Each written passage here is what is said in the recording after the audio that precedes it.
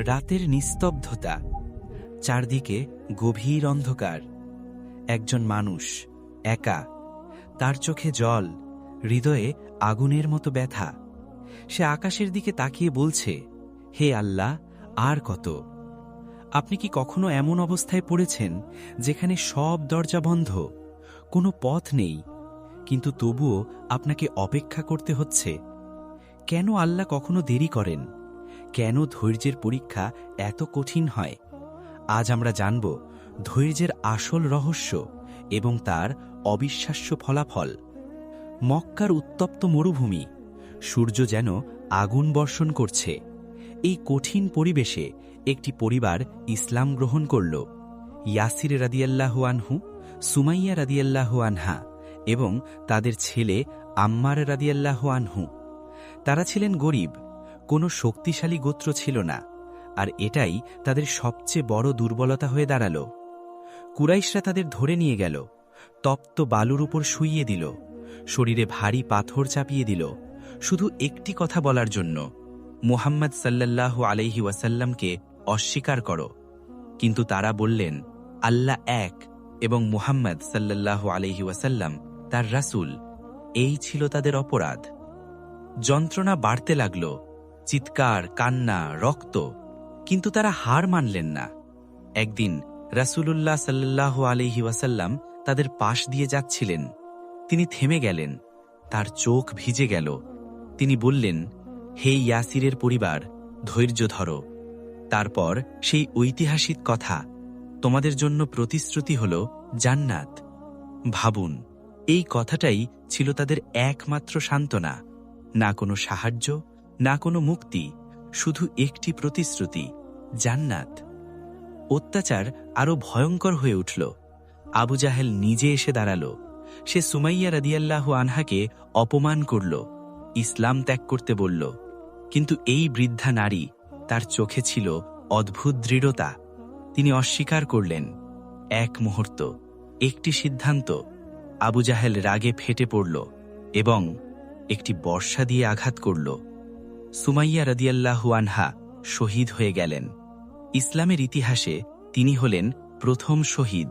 ইয়াসির রাদিয়াল্লাহু, তিনি সব দেখলেন, স্ত্রীর মৃত্যু, নিজের অসহায়তা, কিন্তু তিনি ভেঙে পড়লেন না। তিনি জানতেন এই দুনিয়া ক্ষণস্থায়ী। কিছুদিন পর তিনিও শহীদ হলেন। আম্মার রাদিয়াল্লাহু, তিনি ছিলেন একমাত্র জীবিত। অত্যাচারের চাপে একসময় তিনি মুখে কিছু কথা বললেন, কিন্তু তার অন্তর ছিল ঈমানে পরিপূর্ণ। তিনি কাঁদতে কাঁদতে রাসূলুল্লাহর কাছে এলেন। রাসূল সাল্লাল্লাহু আলাইহি ওয়াসাল্লাম জিজ্ঞেস করলেন, তোমার অন্তর কেমন ছিল? তিনি বললেন, ঈমানে পূর্ণ। রাসূল বললেন, তাহলে কোনো সমস্যা নেই। এই গল্পের সবচেয়ে গভীর মুহূর্ত, একটি পরিবার যারা সব হারিয়েছে, কিন্তু তারা হারায়নি তাদের ঈমান, তাদের ধৈর্য। তারা দুনিয়ায় কিছুই পেল না, না সম্মান, না নিরাপত্তা, কিন্তু তারা পেল আল্লাহর সন্তুষ্টি এবং জান্নাত। একবার ভাবুন, যখন সুমাইয়া রাদিয়াল্লাহু শেষ নিঃশ্বাস নিচ্ছিলেন, তার চোখে কি ছিল? ভয় না, ছিল এক অদ্ভুত শান্তি। কারণ তিনি জানতেন এই কষ্টের পরেই আছে চিরন্তন সুখ। আজ আমাদের জীবনেও পরীক্ষা আসে, কখনো দারিদ্র্য, কখনো ব্যর্থতা, কখনো সম্পর্কের কষ্ট। আমরা তখন বলি, কেন আমার সাথেই এমন হচ্ছে? কিন্তু আমরা কি ইয়াসির পরিবারের মতো ধৈর্য ধরতে পারি? আমরা কি আল্লাহর উপর সেই ভরসা রাখতে পারি? ধৈর্য মানে শুধু চুপ করে থাকা নয়, ধৈর্য মানে কষ্টের মাঝেও সঠিক পথে থাকা, আল্লাহর উপর পূর্ণ বিশ্বাস রাখা, হার না মানা। মনে রাখুন, আল্লাহ কখনো কারো ধৈর্য বৃথা যেতে দেন না। হয় তিনি দুনিয়ায় দেন, নয়তো আখেরাতে। আর আখেরাতের প্রতিদান অসীম, চিরন্তন। তাই আজ থেকে কষ্ট এলে হাল ছেড়ে দেবেন না। চোখ বন্ধ করে বলুন, আল্লাহ আছেন।